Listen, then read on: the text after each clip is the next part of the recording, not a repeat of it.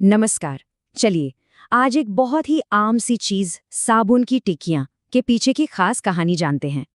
मतलब हम रोज इसे इस्तेमाल करते हैं पर कभी सोचा है कि ये बनती कैसे है, इसका सफर कहाँ से शुरू होता है। आइए आज इसी की पड़ताल करते हैं कि कैसे ये कुदरत से निकलकर हमारे बाथरूम तक पहुंचती है।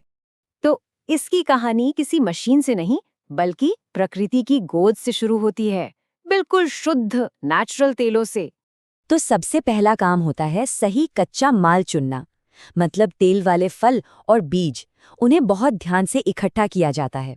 फिर उन्हें अच्छी तरह से साफ करके तेल निकालने के लिए तैयार करते हैं और फिर जाके उनसे बिल्कुल प्योर नेचुरल तेल निकाला जाता है। यही तेल है जो खास ड्रमों में भरकर फैक्ट्री पहुंचता है। अच्छा, तो तेल अब फैक्ट्री पहुंच चुका है। अब देखते हैं कि अंदर क्या होता है। यहीं पर असली जादू होता है, जहां लिक्विड तेल एक ठोस साबुन की शक्ल लेता है और सब कुछ होता है एक बहुत ही साफ और कंट्रोल्ड माहौल में। ये पूरी प्रक्रिया ना एक रेसिपी की तरह है। सबसे पहले तेल को बड़े बड़े स्टील टैंकों में एक खास टेम्परेचर पर गर्म किया जाता है। फिर उसमें मिलाए जाते हैं रंग और खुशबू, और सब कुछ अच्छी तरह से मिल जाए इसके लिए इसे तेजी से घुमाया जाता है। जब ये मिक्सचर तैयार हो जाता है तो इसे पाइप के जरिए सांचों में डाल दिया जाता है, जहां इसे अपना जाना पहचाना आकार मिलता है, और आखिर में इसे ठंडा होने के लिए छोड़ देते हैं ताकि ये धीरे धीरे सख्त हो जाए। तो अब हमारे पास साबुन के बड़े बड़े ब्लॉक्स हैं। अब बारी है इन्हें छोटी छोटी टिक्कियों में काटने की। ये काम बहुत ही सटीकता के साथ किया जाता है।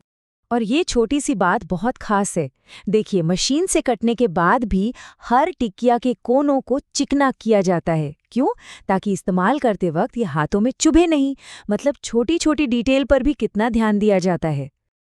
और आखिर में हर टिकिया को मिलती है उसकी अपनी पहचान। उस पे कंपनी का नाम और लोगो स्टैंप किया जाता है। बस, अब ये सिर्फ एक साबुन नहीं, एक ब्रांड बन गया है। लेकिन रुकिए, सफर अभी खत्म नहीं हुआ है। फैक्ट्री से बाहर निकलने से पहले हर साबुन को एक कड़े इम्तिहान से गुजरना पड़ता है। ये है क्वालिटी कंट्रोल का दौर। यहाँ क्या क्या चेक होता है?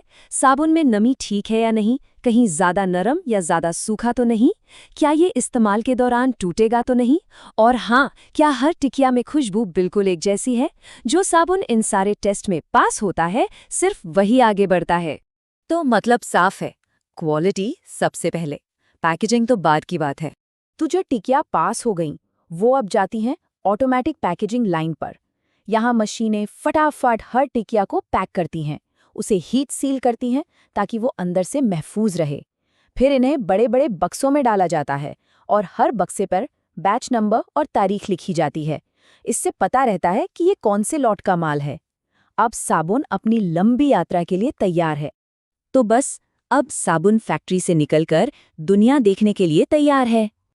तो ये है इसका आखिरी सफर।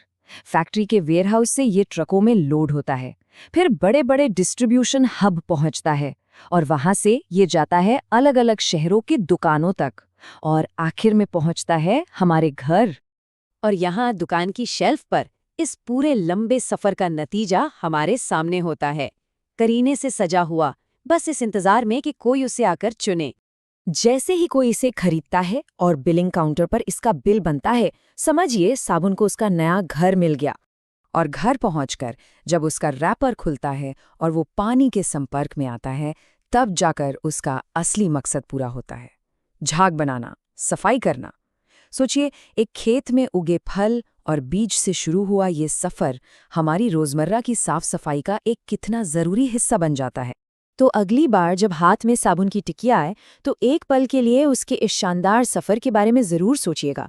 और ये भी सोचिएगा कि हमारे आसपास ऐसी और कितनी रोज की चीजें हैं जिनकी अपनी एक छिपी हुई कहानी है।